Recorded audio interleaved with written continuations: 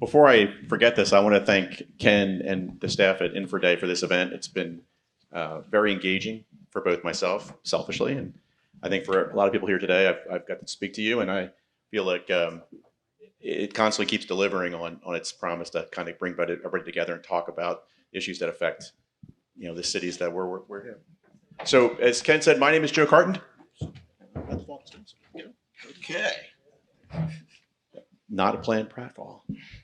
I'm with Trimble. I'm part of our partner program. We work with firms to help owners succeed in what they're trying to do when it comes to asset lifecycle management. And that's going to be our topic today. So as you probably have read, there's been a lot of historic levels of public funding that's going on right now to help in our infrastructure. But I think the challenges that we're finding is that as much as the funding's coming in, it's really planning on where that money's going and how it's being managed, and also how we're showing how we're spending that money. Sometimes it's easier to go and look at something in the news and go, is that road ever going to get finished? Is that school ever going to get reopened? And then when those things happen, people kind of forget about it and it goes to the side. And what we want to look at is how we manage that and how we balance that and how agencies like the great people I have on this panel here work with that. So what I want to talk about really, we're going to talk about is asset lifecycle management. And for us, that's the integration of digital technology to manage the delivery of capital projects and the ongoing maintenance and operations of physical assets. I'd like to ask our panel to introduce themselves, and then we'll get right to the questions. Sure. My name is Kathryn Martin. I am with the Capital Development Board for the state of Illinois. Good afternoon, everybody. My name is Rob Chrisley. I'm the Executive Director of Facility Operations for the Chicago Public Schools. Afternoon. My name is Eben Smith, like Ebenezer, no Easer. I'm Director of Planning and Design for Chicago Public Schools. Great afternoon. My name is Sid Shah. I'm President of On Indus. Wonderful. So I had a really interesting kind of conversation about how I look at asset management and how the challenges that groups here have. And then Sunday happened where I live in Philadelphia. And when you look at what you can plan for, what you can be prepared for, and then the unexpected happens, and a road you take for granted forever, which is I-95. Those who have ridden on it, show of hands, anybody ride on I-95? Anyone happy to ride on I-95 normally? I think so. Yes. If those who don't know, there was an accident with a tanker that exploded, and the burn and the heat melted essentially the northbound lane, and it collapsed. I wasn't expected at a Sunday morning at 7 o'clock. And then they found out that the southbound lane was now structurally unsafe, so they took that down. So no big deal. I'm sure the department had everything planned and they were ready for this, but the impact goes far-reaching from that job. It's all the other work that's around it. And to me, that kind of ties into the things when you don't prepare for it, then the things you do try to prepare for. And so what I'd like to do is start off, and my first question is to Robert. Robert, could you kind of give us an idea of where your organization is in this journey with the greatest tangible impact in the school system so far? I'd also follow up by just saying, what ways can ALM or asset lifecycle management be used to improve the trust of the public in large-scale infrastructure projects? Okay, that's a good loaded question. You're welcome. I think one of the biggest things for us at Chicago Public Schools with 62 million square feet, 533 campuses, 640 schools, is that we fly blind. We've been flying blind for the last, literally or forever. We've never really had good reporting systems. I sit in a ivory tower down at central office. I don't know what's going on in the schools. If I want to find out what's going on in the schools, why is that motor not working? Why is that fan not working? I have to make a phone call. And what we've been doing here for us is trying to get that information, pull in our different sets of information that we do have, our building automation systems, our BAS systems, our pneumatic system, which are old school, 150-year-old technology. We can't afford to upgrade those, so we're going to replace them and add DDEs to them, and all that information comes up to a dashboard. Then now I can see how the school's operating regardless of how that system works, and I don't have to have a password, right? So I've got about half my district now on that. And then we're adding in indoor air quality to that. So I can see when CO2 goes high, and that's a big thing for us now, of course, as everybody knows. If your CO2 is high, that means you're not ventilating your building properly. We can now see that in real time, and that helps with my health side. It helps with my operations side. It lets me know that I've got issues going on in the building. And then that information can also be shared with not only myself, but the network chiefs, the chief of schools, and the principals and the students. So everybody knows what's going on in their building. And so the key for us is trying to gather that information and then get it into a digestible format that we can see and use without spending billions of dollars, literally billions of dollars to upgrade our systems. So that's one of the key things. I think, did I answer all the question? Or Yeah, I just wish you wouldn't hold back anything.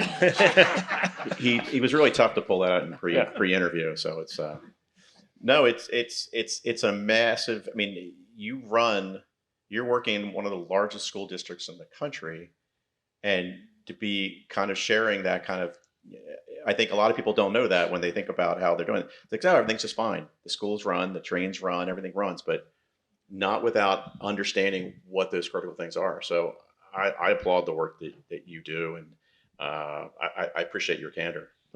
So Kathryn, I think that's going to be a hard one to follow up with. How can we leverage technology to improve the efficiencies and the efficiency of the public feedback process in infrastructure process management? So this is interesting from Capital Development Board's perspective. We are a government-to-government service provider. So I would say our public is our user agencies and that clientele. So we're back and forth with different levels of our agencies to understand their infrastructure needs, and that's our feedback process. They then provide that information to the general public. So we have to sort through layers of understanding, layers of stakeholder management, as well as, I guess to put it delicately in Illinois, political agendas, if you will. There's a limited amount of funding, limited amount of resources, and not everybody understands all the different perspectives that are put together. So having systems that can connect on the back end, being able to communicate across different levels is important for my agency. We are trying to implement Rebuild Illinois, which is the largest capital program the state of Illinois has ever had. We have $10 billion to manage. And so we have flexible funding, but we have to work across numerous systems, numerous agencies. We have priorities that aren't always clearly communicated from the top down. So we have to take a lot of different information from different sources and get it into a format that is acceptable for whatever audience we're facing. In a timely manner. Yes, Nothing, yesterday. Because nothing changes, so Mm-hmm. there's no reason to worry about that. Well, and we have a huge backlog of deferred maintenance at the state. So we've got over 8,700 buildings, 101 million square feet of space. And so for Rebuild Illinois, we've got $2.5 billion in flexible funding for deferred maintenance for state-owned facilities, in addition to a backlog of about $9.6 billion. So again, the available resources versus funding. Yeah, I guess on a quick side or follow-up question: how do you find prioritization to handle that? So we have a unique process where we do an annual capital request with our user agencies. We also meet with them monthly to go over the ongoing projects as well as any shifts in their prioritization. Because we have such a backlog of deferred maintenance as they're operating and running their daily operations, something could happen and we need to be able to pivot. And so we do have the flexible funding, but sometimes we're not able to really make sure that their priorities are being met across the different sort of functions and sort of agendas, if you will. So there's a lot of times where we'll get a phone call and we'll have to get people on a call and get our engineers, architects out to a site to get some things addressed because they don't have the expertise on site to move forward. And then you've got the procurement process and all kinds of other things that people don't want to talk about. Well, they don't, but I think it is interesting that people should know more about that. I think sometimes that gets lost in the shuffle when you hear about a problem and then they solve the problem and it seems like it just disappeared, and yet it takes a large team and a large effort to do that. So I think that's very underappreciated. So Sid, your company on Indus, you work with a lot of public infrastructure owners who are dealing with these same problems right now. What has been your experience on how owners should look at a holistic solutions, and not just asset management, but also the capital side? I think the information you might talk about, information's got to flow right the first time before it can flow back, right? Yeah, absolutely. So we're looking at owners. Some owners have implemented project management systems that are already mature, and some owners are, one of the gentlemen before this session talking about they decide to build their own system, right? So we look at the maturity of the owner. Are they at the ALM life cycle? Like, are they capturing all the asset work orders, all the information for the assets like Robert does, in his team? He's capturing all the work orders, digitizing that slowly. And then he's feeding that to Eben. Okay, this is my deferred maintenance log. But agencies like CDB, which they're only focused on developing the capital side of it, they are problems over there a little more complex. So they have to work with every individual agency and look at how are they capturing their assets information there.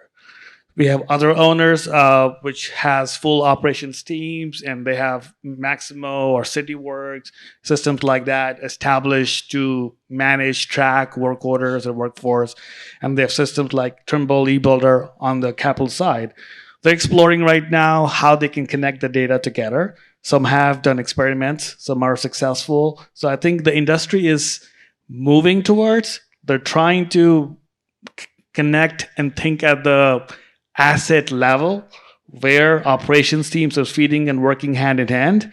We have long ways to go, but we are definitely seeing in pockets of San Francisco, Florida, New York, Illinois, that they are innovating. They're bringing the departments together, which was previously hard to do.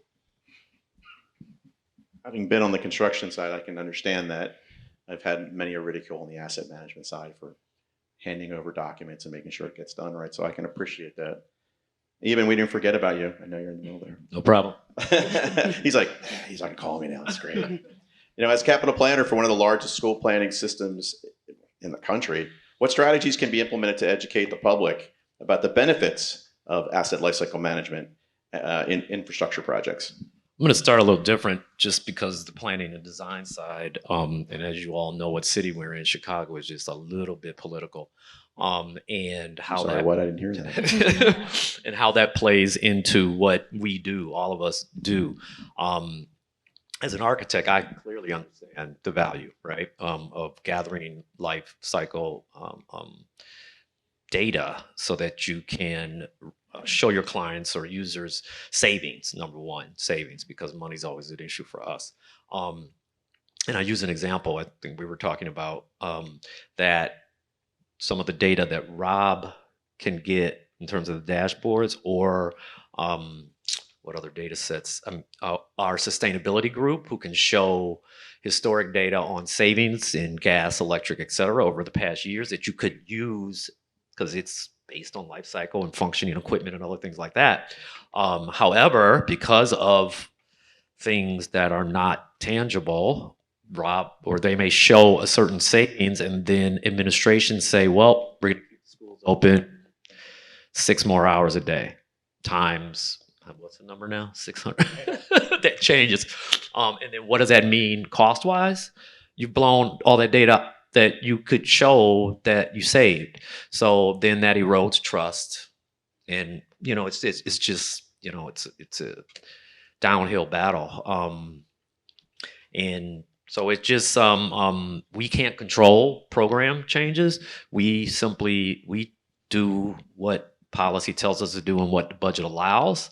And then when we don't have a lot of money, then it even gets more challenging. That data is helpful because we can get on things quicker. Even though I'm on the planning and design side, us and facilities work together, so we solve problems together. So we can get to an answer to something where Rob's not calling me, I'm not calling him, I'm not calling a facility manager, because no one knows really what the scenario is. if the life cycle data and technologies are in a singular place for us to get to quickly, God, it's like night and day. I mean, I spent 2 hours from 7 this morning about an emergency. I won't even say what it is, or a perceived emergency, and we didn't know what happened. And we had to go back through all of this information to find out that it was no issue. And the manpower, and that's just a separate kind of thing, but it wasn't as local to find. And if there are technologies out there that can help you coalesce that information, the value is immense. Yeah, I mean, I take from that it's the only thing constant is change. So things are constantly moving, things are constantly in action, and we're trying to get more out of our assets. We're doing it now. I mean, my example for me is I first time ever in my life I bought out my lease for my car. Also because I didn't think in 2021 I was going to get another car ever again. But I realized that I had to maintain the car because I'd never done that before. I was in a phantom zone of having a car for a long period of time. So I learned about that, but that's only my instance. I don't have 860 cars. You know, I don't have a fleet of houses I have to worry about. The work that I think is interesting for me is that everyone likes to talk about the shiny new building or the new line that's opening up. But then they kind of forget about, unless it's for nostalgia, the school that's in their area that doesn't get looked at, or the gymnasium that people are now using twice as long because they want places for their kids to be safe and go to. They're thinking that those things are just, they're like Lego buildings. We just build it up and it's fine and it never needs maintenance. And the question I look at is, it starts from the capital side, right? When the buildings get built, someone just forgets that it's done, but they don't forget. There are people on this panel can talk about that, and I'm sure you guys have experienced it as well. I guess my question open to the panel is, how important is it to get the data transferred over the first time right, and then being able to manage it? I see Rob is grabbing his mic. Can I go? If anyone didn't see this, that was a softball set really high for this man. Well, for me and for my team, we have a lot of information. We have 350 capital projects this year, where I think we're at $800 million worth of work. A lot of information, a lot of thought, a lot of design goes into this work, and then it goes into a system that my guys can't, and my girls and my folks can't access, right? So there's a breakdown, like what is the warranty? Who has the warranty? Where do I go looking for that? And that information flows, it needs to flow both from the capital team and the project management team to the users. And it does. When we're building the project, like my building engineers, my building managers will be involved in all the capital projects. They'll sit in the meetings, they'll know what's going on. And then, 2 weeks after school starts, they get transferred somewhere else. And that information and where that folder is in the building is lost. It's just another folder in a file cabinet. And to me, it's like, how do we make that accessible? But also getting feedback from my team saying, hey, you know what? You guys just got us this brand new air handler, and it's the worst piece of junk I've ever seen. And it's not set up right. It's not designed right. It's constantly breaking, but that information is not getting back to the project management team in a real time or with real value to it. So it's that they say, oh, we're not going to use that brand again. We've had that with boilers over the years, and after a couple of years, everybody finally realizes, oh, we're not using those boilers again. But it takes time to do that, and that information flow is key. And I think going back to Eben's side of it, we're really doing now. For a while we didn't do our assessments of our buildings every 2 years. We now assess them every 2 years. We're back to doing that. And not only is that being done by an outside professional, but then all that information is being shared with my team, and my team actually gets to comment on it, which we've never done before. And so we get feedback and say, hey, the professionals are coming in saying this about your school. Does it really need to happen? And there's at least a dialogue going on, but to me, it needs to be almost better that we have a running dialogue in a computer, and that, because when that person leaves, their thoughts, their understandings, their experience of that building and that system operating gets lost. And then you start over again. And so, having a real chat, or a place that information can be stored and available to all of us and accessible to all of us is so key. And to piggyback on that too, leveraging that data with the understanding that from year to year our budgets change. We've been fortunate 3 years or so in a row, but that doesn't always. If you see the graph, you'll see over the last 10 years how it's changed. And if we don't have the funds to replace out a system or something that has exceeded its life cycle, we've got to sit with it. And if we can't get to that data to find out how to quickly repair it in a quick manner, all of a sudden a system's down and kids are in school and it's the summer and it's 110 degrees in school, or the opposite. We can't afford to be in those places because this is a very political city. They jump all over it.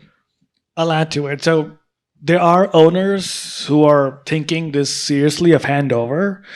They are engaging their operations teams early in the design phase. There are technologies and tools available, but more of it, I've worked with so many higher ed institutions. They have a dedicated university architect teams and design teams.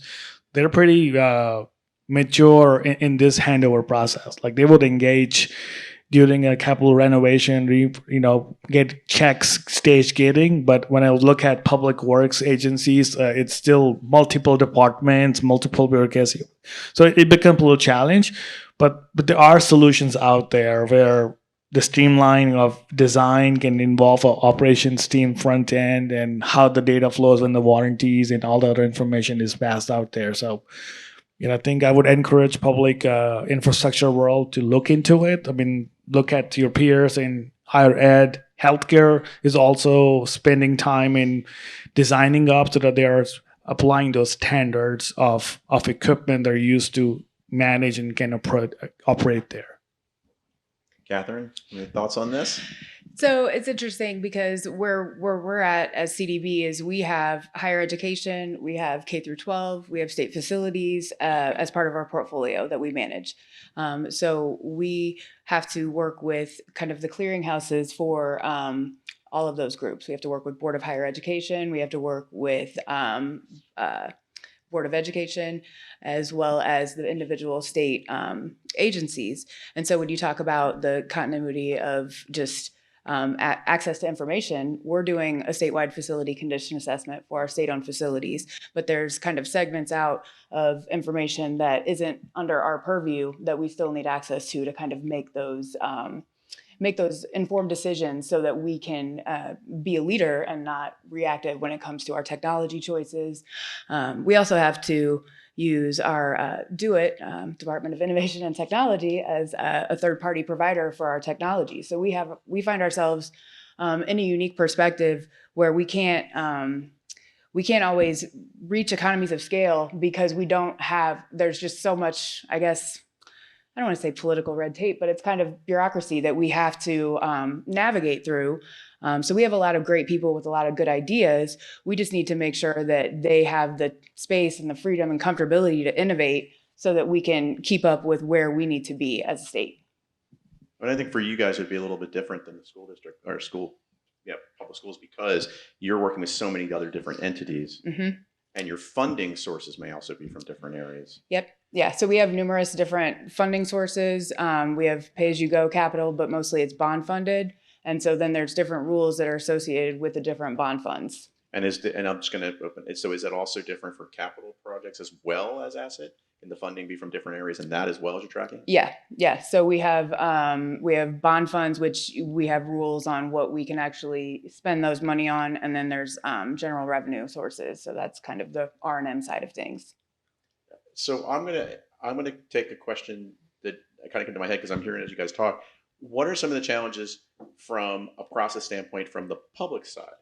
Like, what does the public not? This could be a really interesting conversation, guys. But I think this is a good group to talk about. What is it that the public and people in this room should know about the challenges that you guys face when you're talking about asset lifecycle management?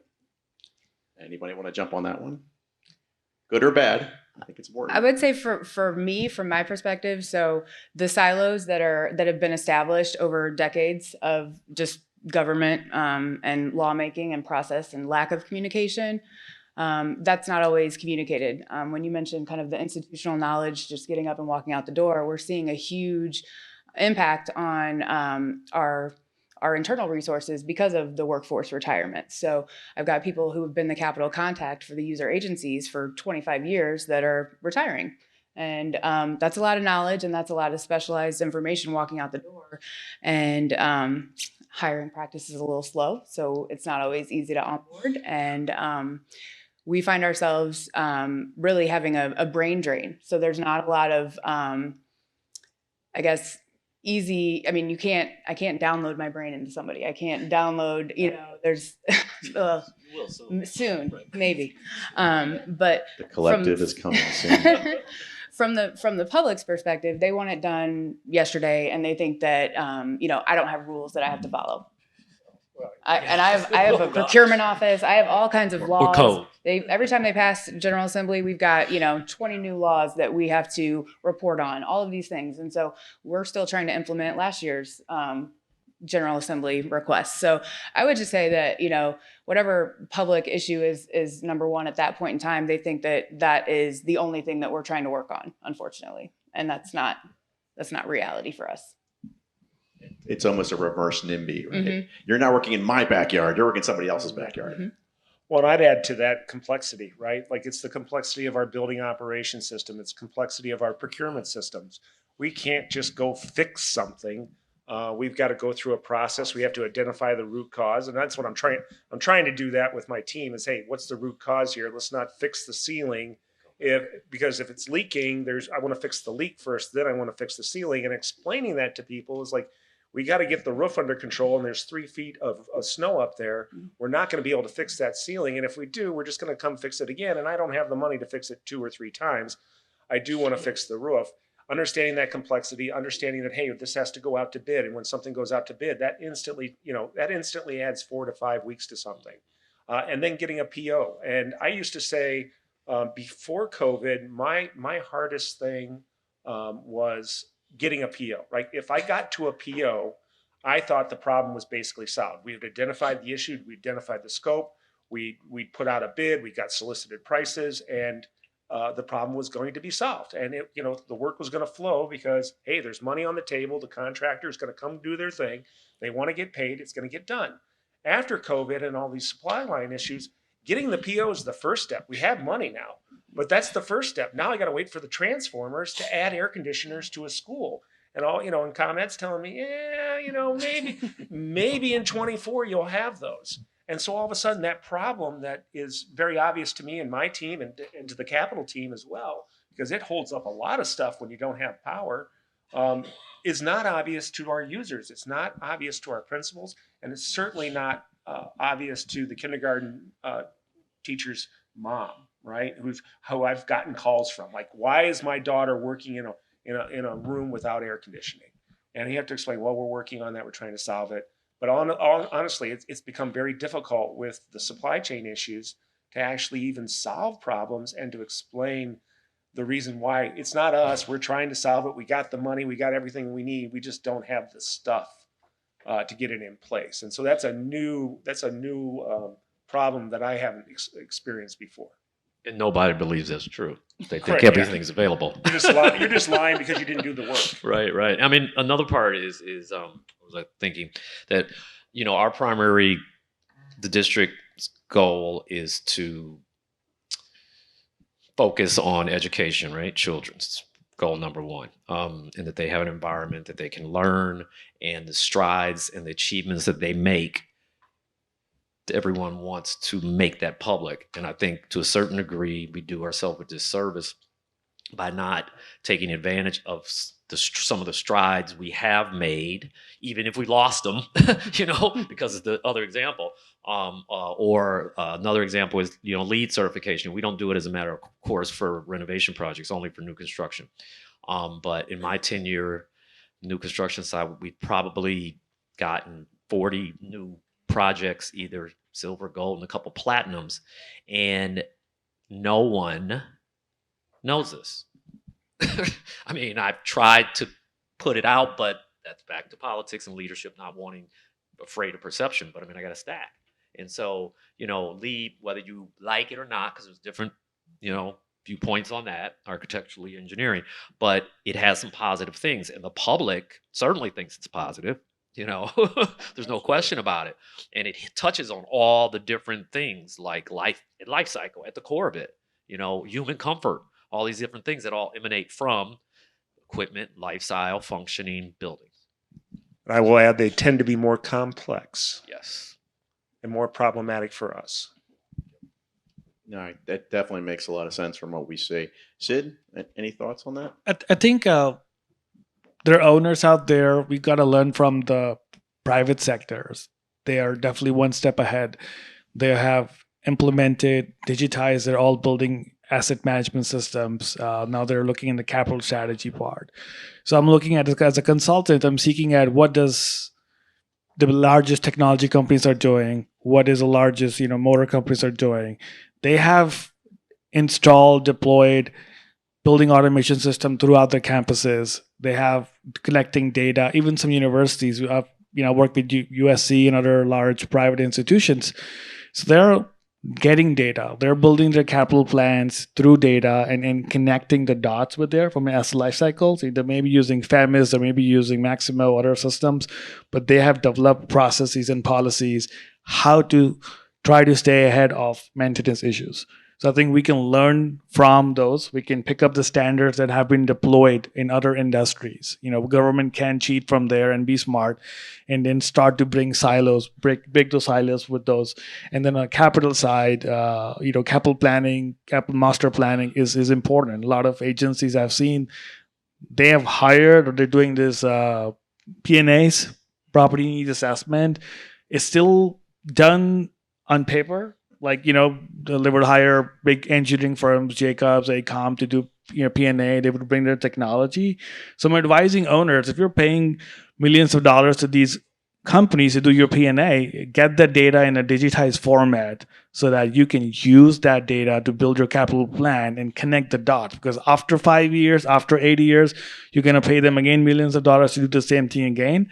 But don't lose the data you did last time. So there are owners who are now thinking, oh, yes, we got to have a copy of it. We want to be able to retrieve that and compare it. It's a long cycle, 5-7 years to do another P&A, but we all can do that. We can take that advice and start deploying that.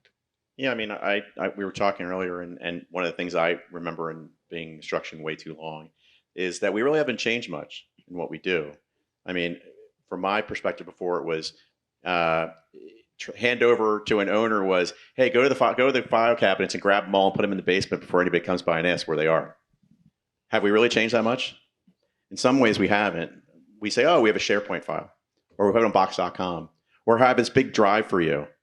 Does it have any format or whatever? No, but that's the way we did it, and we want to make sure. What I think, what you're saying and what people are saying is that it helps if you're working with these owners to know that it's not a one-off. Right? You're helping them manage that whole environment that we trust will be there, that we trust our kids will get to go there, that our families and our parents and our grandparents will get to experience, and our grandchildren will get to experience. It's not just a building with a roof on it. It has a soul and has an importance to the community. And I think it goes beyond just a school or a hospital or a center or a train or an airport. It has a soul to it. And I think that's important to know when we're doing this work, because it gets hard when you get into the minutia of every day and answering one more email, one more RFI, one more change order. But there's a reason we're building these things. We're doing it because it fits it, and it's going to sound terrible. It fits the greater good of the community we're in. And I think it's important that we don't lose that. I'll do this. We're running short on time, but I thought I'd ask if anybody has any questions from this panel. Anybody have questions for this awesome panel? Okay, I'll come down. So one of the criteria that you just bring it up about, like, how I want to just know that how you tackle the prioritizing your budget assignments to the capital programming. So it's an ongoing thing.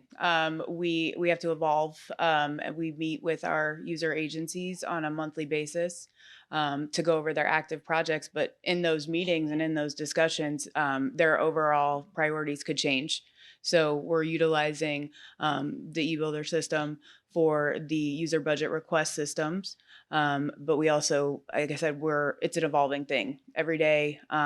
As a 24/7 facility goes down, whether it's Department of Corrections or Human Services or Veterans Affairs or Juvenile Justice, we have to make sure that that space is up to standards. So our team is available. We work with the site teams to make sure that emergency funding is available.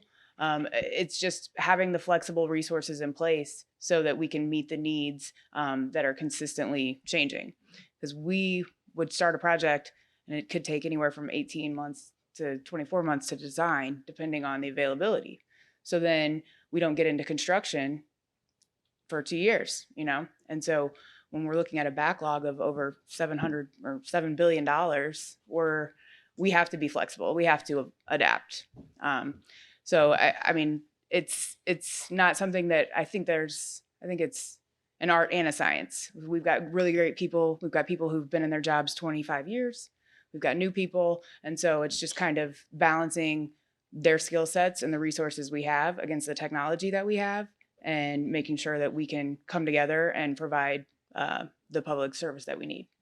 So I would say, just back to the question, just like I mentioned earlier, you were relying more on the people as well, like Robert brought up, when they're just retiring, it's all the information gone with them. So so the system just relying more on the people rather than like the electric system that you can just stay forever.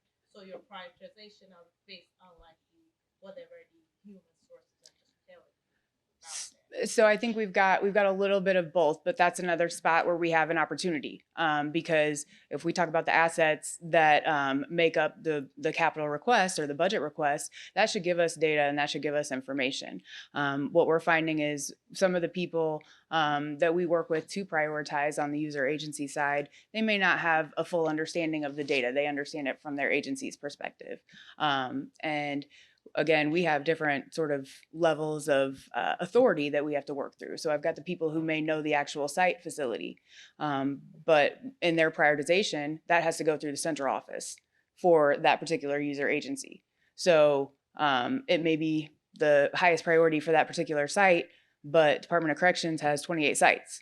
So there's a central office that has to prioritize that information, and that goes against all kinds of sort of agendas, administrations, other things. So when you say that we're, relying more on people, I think that's I don't want to say a loaded statement. We need to rely on our people. I need to have people who have that specialized knowledge and skill set and that institutional knowledge, but we could be doing a better job of utilizing the technology that's available to us. We just, we have procurement challenges. We are government, so we have all kinds of things that prohibit us from being on the cutting edge of the technology. We're trying our best, but it's a challenge because, again, the institutional knowledge is draining from even those segmented groups that we have to use for the prioritization. So I don't know that there's a clean, easy answer, right? People just want to be able to push a button, and it's not that simple for us. I'd say have a contingency fund. Well said. Well, I'd like to thank my panel. And again, I'd like to thank Ken and Infraday for having us, and thank you for listening. Thanks. Thank you.